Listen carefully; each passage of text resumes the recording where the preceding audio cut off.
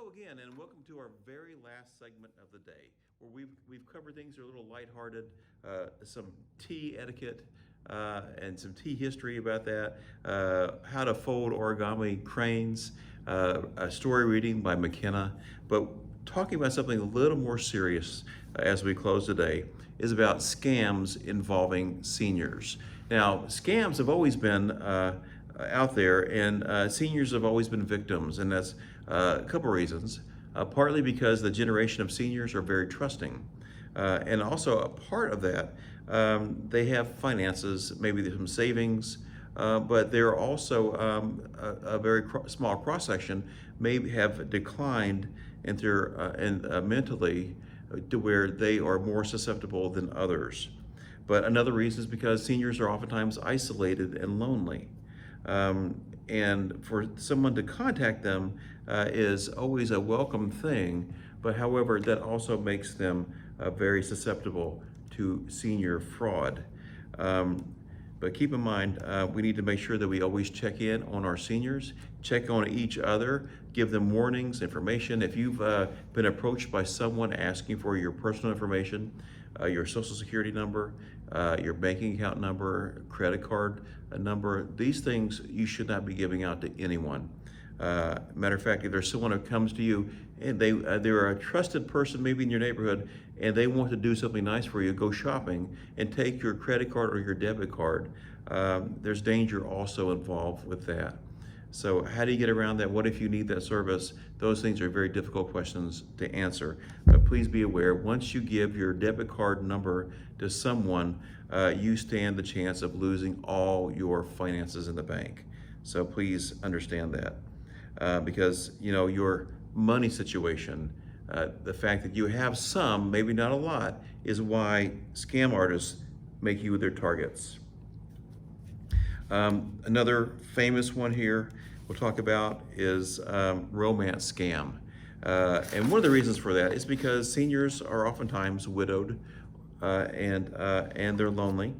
And having someone pose as someone who's interested in them is very popular. And sometimes it's online dating sites are the culprit. Even Facebook, finding someone on Facebook, somebody who sees a profile of a senior and they start talking to that senior and develop an online relationship. And next thing you know, they may meet or they say, I'm in need of money. Can you help me pay my rent? There's an emergency. And since we are good friends, I hate to ask you, but I have to ask you, can I have $100 or whatever the case is to help pay for whatever emergency they have? Please keep in mind that these are most always scams from people even in our community. Please be aware of that. Next one may be a tech support scam. Someone may, there may be a pop-up which comes up on a computer that you may have at home that says that your computer is infected. Please contact this number to fix it. When you contact the number, they will always ask you for a means to pay for it because they will fix your computer over the phone. That is also a scam. If you see the pop-up, X out of it by hitting the X to close that, turn your computer off, and then maybe ask for help. That would be the most appropriate way to deal with that. The next scam I want to talk about is the grandparent scam. Criminals pose as a relative, usually a child or a grandchild, claiming that they have a financial need, and they'll say, if you are a female, a grandmother, great grandmother, they'll say, "Grandma." They answer the phone, and the scam artist might say, "Do you know who this is?" And they will name someone. Is this Jenna, my granddaughter? They say, "Yes, it's Jenna." They did no research. They asked you for the name, and you gave it to them. So they pose now as Jenna, your granddaughter, or grandson, whoever it is, and they start telling you, "Please do not tell anyone. I'm really embarrassed, but I need to borrow some money." And next thing you know, you're out some money. They'll make sure that you get that money either over the phone or some other way, but they'll get it from you. So that's called the grandparent scam. It's going around. It's been around for a long time. How about the government impersonation scam? People who masquerade as government employees from either Medicare or the IRS saying that we're going to prosecute you unless you pay this bill. And they are very convincing because usually there's more than one person on the phone. They will pass you off, they'll say to my supervisor, they'll transfer you to someone else, and it sounds very legitimate, but they are always trying to do one thing, that's to defraud you out of your hard-earned money. They will say also maybe there's a lottery you've won, a sweepstakes, but they have to collect a fee from you. So be careful of also the lottery scam or the charity scam. When they ask for a fee, you know at that point in time that it's not legitimate. Another popular scam for seniors is the home repair scam. A person, they may charge a homeowner in advance for a home improvement that they never did provide. And sometimes when you have a senior who may not remember, they may write a check out to this person for a home repair that they never received. Let's say another one here. A family or a caregiver scam. Even relatives sometimes are not above taking money from elderly victims. So you have a caregiver, beware, they may take your money and you may not see it again, so you should protect yourselves. You should always recognize scam attempts and end all communication with that person who's asking for your personal information. That's if they ask for cash, your check card information, banking information, your debit card, social security number, or anything along those lines of personal information. You can research them. I suggest that you call someone, sometimes even calling the police or contacting your bank, and they may be able to give you some information on how to report it. But resist that pressure to act quickly, because one of the things the scam artists have in common is that they're able to persuade you to make a decision right there on the spot. And that's what they do. So you have to decide right there on the phone whether you're going to give them your information or not. And they oftentimes balance it out with offering a threat on the other side. If you don't do this, this could happen to you. So you're going to make sure that you recognize it quickly and always resist the pressure to act quickly. And again, when the scammer uses a sense of urgency, that's probably one of the reasons how they are able to affect so many people in such a profound and awful way. Call the police, report it. If you have their number, write it down. Any information that you received over the phone from them, write down the organization that they claim they're from. Go ahead and take that information as well, but call the police, report it, and go from there. But never give anyone any identifiable information on you. Money, jewelry, gift cards is a special one, or especially one they're using now. They want you to buy a gift card to pay a bill that you owe. My neighbor who lives in the next house over from me received a call that he thought was legitimate, and it was from his cable company that he thought it was really them. And they said they wanted him to make an additional payment for his service that he just started. And he thought it was legitimate, and they transferred him to a supervisor, and they said go get gift cards and they buy a gift card and then give me the number of the gift card account, and that's how you'll make payment. At that point in time, he knew it was a scam and he hung up. But if it's a legitimate agency, organization, company, they will not ask you for payment in the form of a gift card. It doesn't happen as often anymore, but door-to-door service offers. If someone offers you something door-to-door, they want you to sign a contract. Never sign a contract with anyone coming to your house, because it has one purpose in mind, is to take your money from you and give it to someone else. Be aware of that as well. Let's see. If you have a computer, make sure you have antivirus software. That's important too, is having current antivirus software. We'll keep a lot of these antiviruses off your computer, but buy your own. Do not let someone that you don't know say they have one they can buy for you, but use only reputable companies who will set up and install your antivirus software, also enact a firewall for your protection. But if you find yourself doing that, just disconnect your computer at that time and wait for help. Call a relative that you know that you can trust and make sure they can fix that before it turns into something else. Also on emails, never open an email attachment from someone you don't know. So if you open an email, it'll have a link on it, maybe even a Facebook Messenger post from someone you may know. Don't click on the link because you're not sure what that is. And you can't even verify it's from your friend, because if their Facebook account has been taken over by somebody else, that account is in the hands of someone else who is offering something or willing to take something from you. By clicking that, it could be a virus that you can get in your computer, that if you have any personal information stored in your computer, now belongs to somebody else.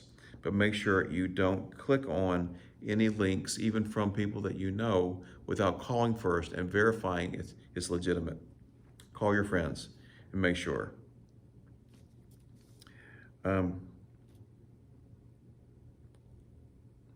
Now, if someone does get your banking account information, you need to immediately contact your bank.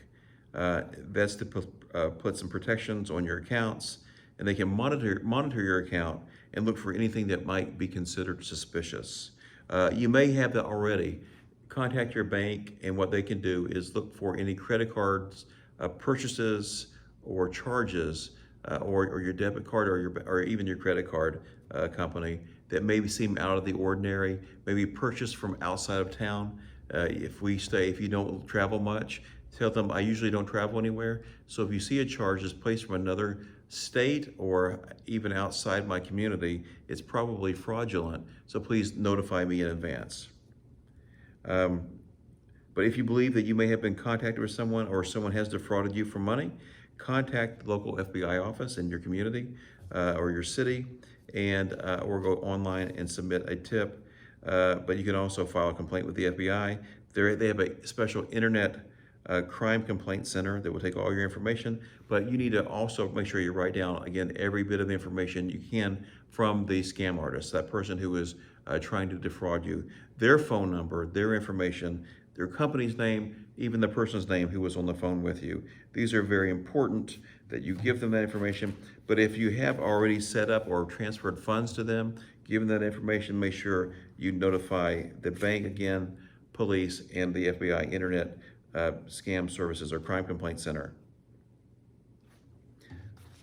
So that will be part of that. There are also other different scams you need to be aware of, and I know that there's plenty of them, but one is the Medicare health insurance scam.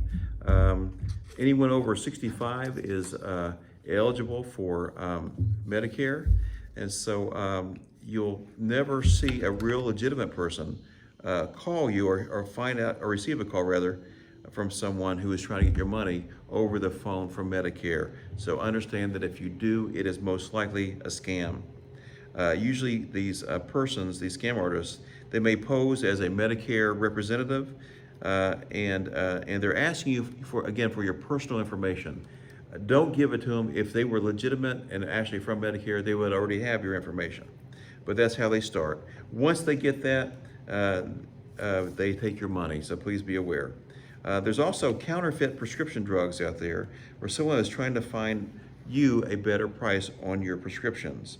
This has been growing a scam since for the last 20 years, but the FDA has about 20 new cases per year, or companies per year, who are scam artists trying to defraud you of money by promising cheaper prescription drugs, which they are not always doing that, so be aware.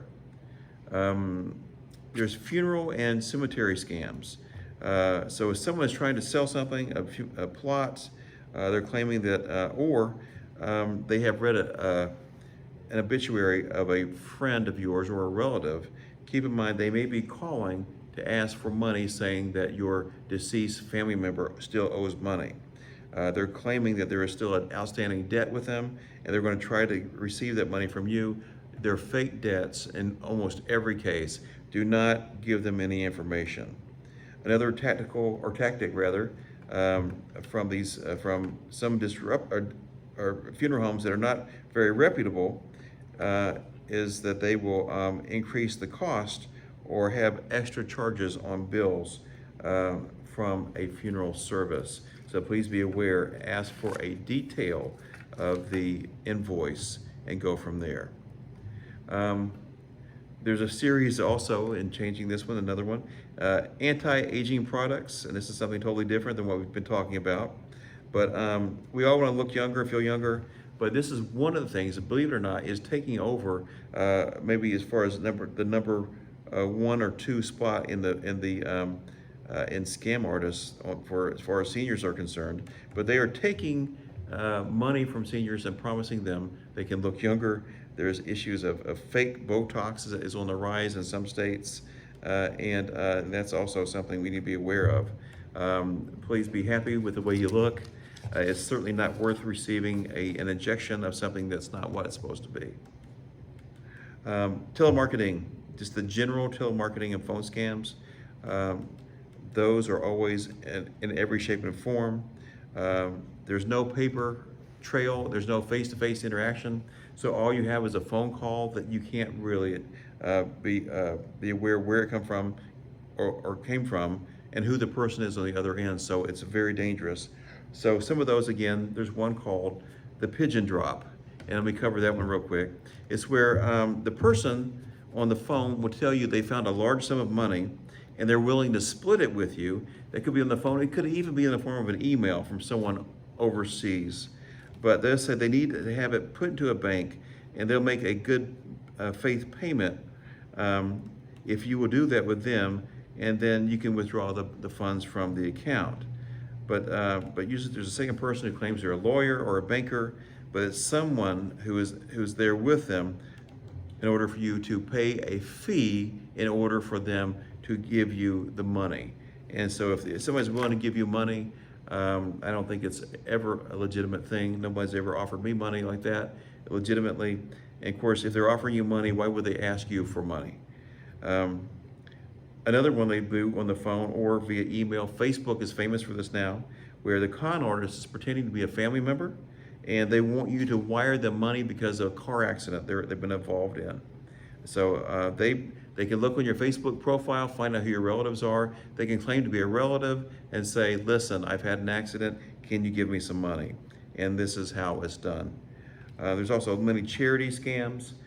These are fake charities that happen all the time. Natural disasters, especially after that. These types of frauds are existing today. We also, since we're in this COVID-19 timeframe, COVID-19 scams are on the rise, of course. They have been since it began, and so be aware of those. Investment schemes are happening. So if you are maybe looking to invest money, don't do it with someone who is on the phone or via the internet. You need to go to a real investment firm who is licensed and registered to invest money. Get-rich-quick scams have always been around, and they're not through yet, so be careful. Also watch out for someone who is asking for you to do a reverse mortgage. It sounds pretty legitimate, especially when you see former stars that you may recognize on TV who are pushing this, but be aware, if it sounds too good to be true, it probably is. But a reverse mortgage is where they give you the value of your home up front, and typically, if they're not a registered company that is reputable, they're probably going to scam you or defraud you not only of your money but also of your home. But it's a pretty elaborate scam, it really is. And please be aware that it's always, almost always, not in your benefit to reverse mortgage your home. They say it's great. I've heard it sounds good. I don't understand how it could actually work, because it seems like you're getting all the benefit and the company gets nothing. But I promise you, no company can stay in business if they are giving things away and getting nothing. Again, but these are designed to take advantage of older adults. Sweepstakes and lottery scams. Those are always been around, so be aware that the winning the lottery the chances are astronomical. I hope you win, but please be aware it's very dangerous, especially if your money is limited. So if you have a fixed budget, please be careful of spending it all, hoping to get rich quick. I like to get rich, I know you would too, but there are certain ways to do it, and usually it takes time, effort, and a lot of hard work. And typically it's not through sweepstakes or internet or lottery scams. We talked about the grandparent scam already, and we'll pass that one on. And let's see. But again, if you've been a victim of this already, you're wiser. But if you are a recent victim of a scam, don't be embarrassed to talk about it with someone. Please contact your family, let them know what's happened, or a trusted family member, church member, let them know you have been a victim, and then go from there. Certainly nothing to be embarrassed about. These things happen. It happened to not just the elderly, our seniors, it happens to people of every age. So with that, we're closing our 4 segments here for today. We'll meet again at the same time next week with an additional 3 to 4 segment broadcast. We're doing this every Friday, like today, and we will do something like this, but we want to build on it every week and make it a little bit more exciting, a little more fun, and just as informational. And next week, do the same thing. Look forward to seeing you then. God bless you, and have a wonderful weekend.